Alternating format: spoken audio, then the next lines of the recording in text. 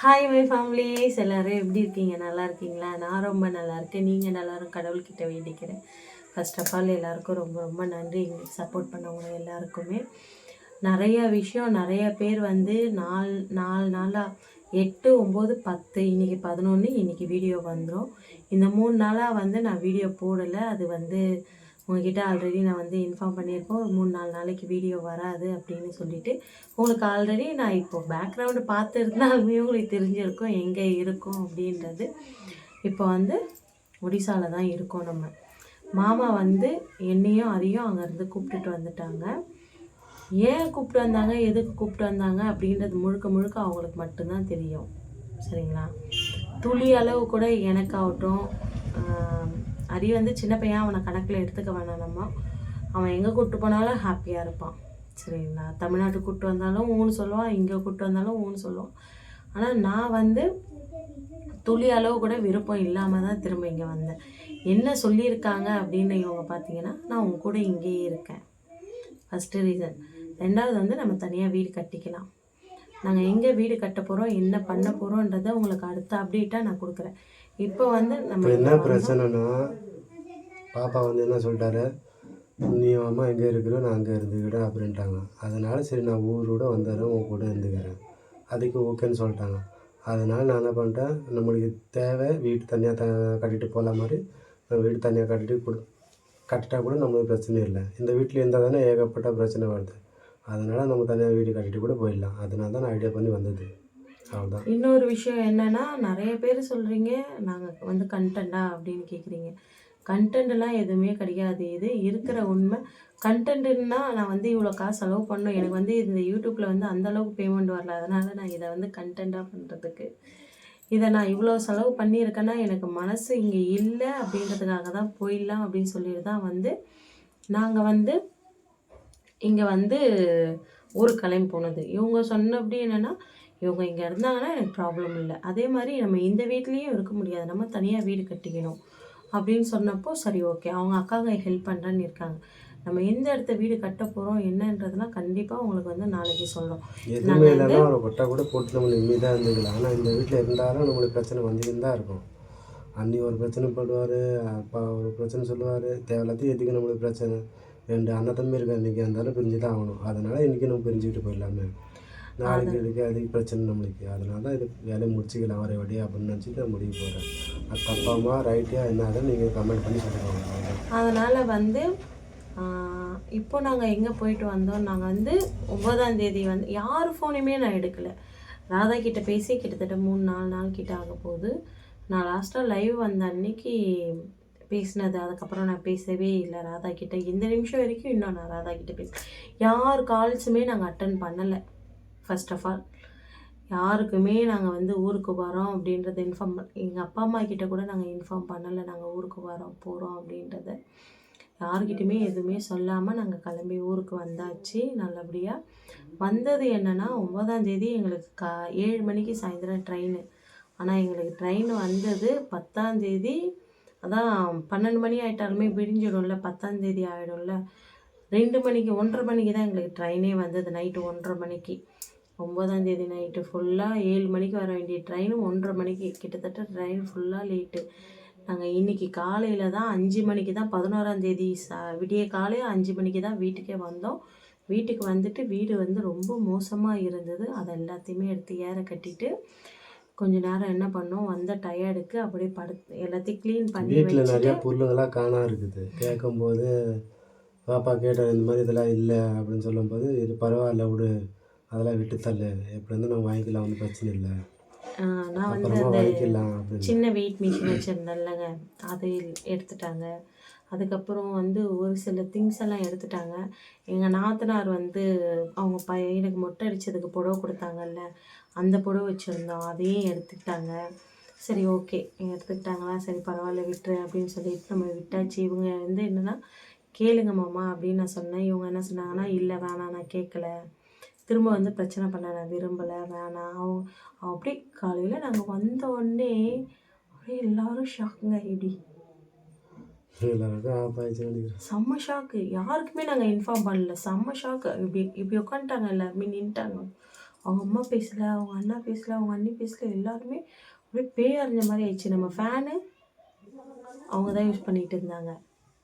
நான் தேவையில்லை, ஆனால் இவன் தேவையில்லை, ஆனால் எங்களுடைய பொருளுங்க எல்லாம் யூஸ் பண்ணுவாங்க. நம்மளுடைய ஃப்ரிட்ஜு ரொம்ப மோசமாக இருக்குது. ஃப்ரிட்ஜ் ஆஃப் பண்ணிட்டாங்க. அதுக்குள்ளே புழு வந்து பழங்கள்லாம் வச்சுட்டு போனால் அது எல்லாமே நாசமாக போய் குண்டாலில் மாவு வச்சதை மட்டும் எடுத்துட்டாங்க. மாவு அதை வச்சதை மட்டும் மட்டும் எடுத்துட்டு ஃப்ரிட்ஜ் அப்படி நிப்பாட்டி வச்சா அது 1 மாதம் 1.5 மாதம் இருந்தால் அவருக்குள்ளே ஆகும். கிட்டத்தட்ட 20 நாள் கூட ஆகலை.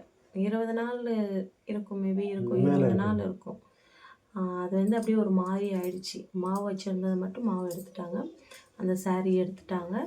அதுக்கப்புறம் தேவையில்ல ஒரு சில திங்ஸ் எல்லாம் வந்து எடுத்துட்டாங்க. சரி, ஓகே, நம்ம அதை கண்டுக்க வேணாம், எதுவும் பண்ண தேவையில்ல. நம்ம காலையில் எந்திரிச்சு நம்ம வந்து அரியோடைய ஸ்கூலுக்கு போனோம். 9:30க்கு தான் எந்திரிச்சோம், குளித்தோம். நான் வந்து எப்பவும் குடிக்கிற கஞ்சி வச்சு குடித்தேன். மாமா அரியும் வந்து அந்த தண்ணி சாப்பாடு சாப்பிட்டாங்க. சாப்பிட்டுட்டு நம்ம ஸ்கூலுக்கு போயிட்டு ஸ்கூலில் பேசிவிட்டு பிரின்ஸ்பாலை பார்த்து பேசிவிட்டு அப்புறம் இவங்க பெரிய அண்ணா ஒருத்தவங்க இருந்தாங்க, அவங்க தான் அரிய ஸ்கூலில் சேர்த்து விட்டாங்க. அவங்கள பார்த்து பேசிவிட்டு அதுக்கப்புறமா நம்ம வந்து என்ன பண்ணோன்னா மண் கல் இதெல்லாம் விசாரிக்கணும்ல, அங்கே போயிட்டு அதெல்லாம் விசாரிச்சுட்டு மேஸ்திரியை பார்த்து பேசிட்டு வந்துட்டோம். நம்ம இவ்வளோதான் அப்டேட்டு. இன்றைக்கி இங்கே வந்து ஆனால் ஒரு விஷயம் என்ன தெரியுங்களா, வந்த உடனே அவங்க அண்ணா கேட்டார் ஒரு கேள்வி அவரை பார்த்து. என்ன மாமா கேட்டாங்க? என்னாச்சு வந்துட்டா 7 மாதத்துக்குள்ளே அதுக்குள்ளே வந்துட்டேன் அப்படின்னா, என் பொண்டாட்டி பிள்ளைக்கு வந்து ஆதார் கார்டு இல்லைன்னு சொல்லி நின்றுங்கல்ல, அதுக்கு தான் ரெடி பண்ணிட்டு வந்துக்கிறேன்னு கேட்டேன். இப்படியே மாமா சொன்னாருங்க. என்ன அப்படியே அவங்களுக்குலாம் மூஞ்சே மாறி போச்சு பார்த்துக்கோங்க. என்ன முடிஞ்சதுன்னா நான் இந்த வீடியோ கூட வந்து வீடு எப்படி இருந்தது அப்படின்றத ஜாயின் பண்ணுறேன். அப்படி இல்லைன்னா கம்பல்சரி நெக்ஸ்ட் வீடியோவில் நான் ஜாயின் பண்ணேன். ஜல்லி கல் ஆல்ரெடி கல் நம்ம வீட்டில் இருக்குது. நான் அதை உங்களுக்கு நாளைக்கு வீடியோவில் காட்டுறேன், எந்த இடத்த நம்ம வீடு கட்ட போகிறோம், எப்படி என்ன ஏதுன்றது. கல் இருக்குது, இவங்க அதை உழைச்சிருக்காங்க அந்த கல்லுக்காக. என்ன அப்போ வந்து இவங்களுக்கும் எல்லாமே இருக்குது. நம்ம வந்து போனவே திரும்ப வந்துட்டாலே அப்படின்ற வந்து இவ்வளோ பெரிய ஷாக்கு. சொல்லவே இல்லை. நாங்கள் இது வரைக்கும் நம்ம போயிட்டு குழந்தைக்காக ஸ்கூல் போயிட்டு வந்தோம். அவங்க சாப்பாடு செஞ்சாங்களா இல்லையான்னு தெரியல. இப்போ தான் அடுப்பு பற்ற வைக்கிறாங்க. டைம் கிட்டத்தட்ட 12 ஆகுது. இப்போ அடுப்பு பற்ற வச்சு சாப்பாடு எத்தனை 3 மணி 4 மணி சாப்பாடு தான். அது நமக்கு தேவையில்லாதுங்க. உனக்கு தேவைன்னா நீ அங்கே போய் சாப்பிடு, உனக்கு தேவையில்லைன்னா தனியாக சமைச்சு கொடுக்குறேன், நீ சாப்பிடு, அவ்வளோதானாங்க. நம்ம வாங்கின குண்டாங்க இருக்குது, நம்மளுடைய பாத்திரங்க இருக்குது, இல்லாமலாம் இல்லை. மேலே 2 மூட்டை பாத்திரம் சென்னையிலேருந்து எடுத்துகிட்டு வந்தது இருக்குது. இங்கே நம்மளுடைய பாத்திரங்க வந்து ஆல்ரெடி யூஸ் பண்ணிக்கிட்டு இருக்காங்க. அது எல்லாமே என்னுடைய ஆசை என்னென்னா, வீடு கட்டிட்டு தனியாக சமைச்சிக்கலாமே அப்படின்ற ஆசை தான். அட்ஜஸ்ட் பண்ணும். நீ பக்கத்தில் இருக்கிற போது எனக்கு தைரியம், சரிங்களா? இவ்வளோதான். இப்போ நாளைக்கு வீடியோவில் வந்து நம்ம எங்கே வீடு கட்ட போகிறோம், எப்படி என்ன பிளானில் வந்து வீடு கட்ட போகிறோம் அப்படின்றது ரொம்ப பெருசுலாம் இல்லை, சின்னதாக ஒரு குட்டி வீடு மாதிரி பண்ணலாம், அவ்வளோதான். ரொம்ப பெருசுலாம் வேணும், சின்னதெல்லாம் வேணும். ரொம்ப பெருசு ரொம்ப குட்டிக்கு வந்து ரொம்ப குட்டியாகவும் இல்லை, ஒரு பெட்ரூம் ஒரு ஹால் மட்டும் போடுற மாதிரி இருக்கும். பாத்ரூம் வந்து தனியாக கட்டுற மாதிரி. போர் வந்து போடலங்க. போர் வந்து என்னென்னா, நம்ம ஆல்ரெடி நீங்கள் பார்த்துருப்பீங்க, வெளியே வந்து தெரு பம்பு இருக்குது, அதில் வந்து நம்ம தண்ணியை அட்ஜஸ்ட் பண்ணிக்கலாமாம்மா அப்படின்னு சொல்லியிருக்கேன். பக்கெட்டாக இல்லை குடத்தில் பிடிச்சிட்டு கூட அட்ஜஸ்ட் பண்ணிக்கலாம். ஏன்னா ரொம்ப தூரம் கிடையாது, நம்மளாலே முடிஞ்ச அளவுக்கு அப்படியே இப்படிலாம் வீடு கட்டிட முடியாது, கரண்ட் இழுக்கணும். அப்படி 1 by 1 தான் நம்ம கொஞ்சம் கொஞ்சமாக செய்ய முடியும். அக்காங்க கிட்ட வந்து நாத்தனாருங்கிட்ட வந்து காசு கேட்கலாம் அப்படின்னு இருக்கும். ஏன்னா அவங்க தான் வீடு கட்டுறதுக்கு ஹெல்ப் பண்ணுறேன்னு இருக்காங்க. 2 நாத்தனாருமே பெரிய நாத்தனாருங்க. அவங்கக்கிட்ட காசு கேட்க போகிறோம் நம்ம. அவங்க என்ன வந்து பதில் சொல்கிறாங்க அப்படின்றத உங்களுக்கு நான் அப்டேட்டாக கொடுக்குறேன். அவங்க கொடுத்துட்டாங்கன்னா கொஞ்சம் நம்ம கையில் இருக்க காசு வெளியே கடன் வாங்கி இதெல்லாம் வீடு கட்டுற முடிவில் இருக்கோம் நாங்கள். இவ்வளோ தான். ஆனால் இங்கே வந்த உடனே அப்பா ரியாக்ஷன் நான் பார்க்கல, ஏன்னா அப்பா வந்து தூங்கி அதுக்கப்புறம் தான் எழுந்திரிச்சாங்க. மீதி 3 பேருடைய ரியாக்ஷன் வரமாட்டான்னு நினச்சோம், வந்துட்டானே. கேட்குற கேள்வியை பாருங்களேன், என்ன போன 1 மாதத்தில் வந்துட்டேன். ஆனால் அவங்க கொஞ்சம் கூட நினச்சி பார்த்துருக்க மாட்டாங்க நான் திரும்ப ரிட்டன் வருவேன். ஏன்னா எப்போவே போனால் அங்கேயே தானே இருந்துருவேன். அப்படின்னு சொல்லிட்டு அவங்க நினச்சி பார்த்து அந்த சாரியை எடுத்துக்கிட்டாங்கங்க. என்ன போகும் அந்த சாரி சொல்லுங்களேன். நான் எல்லாமே அப்படி அப்படியே தான் போட்டு வச்சுட்டு வந்தேன். நீங்கள் வீடியோலேயே பாருங்கள் நாளைக்கு. என்ன இந்த வீடியோ தனியாக வரும், அந்த வீடியோ தனியாக வரும். நீங்கள் பாருங்களேன். அந்த சாரியை கூட அவங்க எடுத்து வச்சுக்கினாங்க. என்ன சொல்கிறதுனே தெரியல. ஓகே, எடுத்துக்கிட்டோம், நமக்கும் நேரம் வரும். யானைக்கேன்னு ஒரு காலம் வந்தால் பூனைக்கேன்னு ஒரு காலம் வராமலா போக போதும். கண்டிப்பாக வரும். கண்டிப்பாக நம்ம பதில் திரும்ப இன்ச்சு பை இன்ச்சாக கொடுப்பேன். அதில் முதல் வெற்றியே நான் இங்கே ரிட்டர்ன் வந்தது. எல்லாரும் பேய் அறிஞ்ச மாதிரி பார்த்தது என்னமாம்மா. என்ன ரெண்டாவது, இப்போ நான் வீடு கட்ட போகிறது சரிங்களா. கம்பல்சரி நான் வீடு கட்டி ஆகணும். என்ன இவ்வளோதான் வீடியோ. நல்லபடியாக வந்துட்டோம். யாரும் எதுவும் பேசலை. அவங்கவுங்க வேலையை அவங்கவுங்க பார்க்குறாங்க. எங்கள் வேலையை நாங்கள் பார்க்குறோம். இப்படியே போட்டோம், போகிறபடி போட்டோம். இது எல்லாத்தையும் நாளைக்கு நல்லபடியாக 1 by 1 வீடு கட்ட ஆரம்பிக்கிறதுலேருந்து கண்டிப்பாக உங்ககிட்ட நாங்கள் அப்டேட் சொல்கிறோம். உங்களுடைய சப்போர்ட்டை மேலும் மேலும் கொடுங்க. எந்த ஒரு பிரச்சனையும் இல்லாமல் நல்லபடியாக நான் இங்கே வந்து சேர்ந்துட்டேன். நிறையா யாரெல்லாம் இந்த இடத்த வாழக்கூடாதுன்னு நினச்சாங்களோ அவங்களுக்கெல்லாம் ஒரு தரமான அச்சாரமாக நான் போடுறதுக்கான பதில் தான் வீடு. ஏமாம்மா பார்ப்போம். நம்ம முடிஞ்ச அளவு நம்ம ரெடி பண்ணல மாதிரி ஐடியா பண்ணிட்டு இந்த இடத்த இப்போதைக்கு இந்த வீட்டில் நாங்கள் இருக்கோம் அப்படின்னா என் ஹஸ்பண்ட் கட்டினது இது. ஆமாம் சரிங்களா. அதனால் இதில் எனக்கு உரிமை இருக்குது. அதனால் நான் இதில் இருக்கேன். ஓகேங்களா. நீங்கள் எல்லோரும் சொன்னபடி கண்டிப்பாக நான் ஒரு வீட்டை கட்டிட்டு கண்டிப்பாக உங்களுக்கு அடுத்தடுத்த அப்டேட் நான் கொடுத்துட்டே இருப்பேன். சரிங்களா. இன்றைக்கி இவ்வளோ தான் வீடியோ. நல்லபடியாக வந்து நானும் மாமாவும் சேர்ந்துட்டோம். மாமாவும் இங்கே என் கூட தான் இருக்க போகிறாங்க.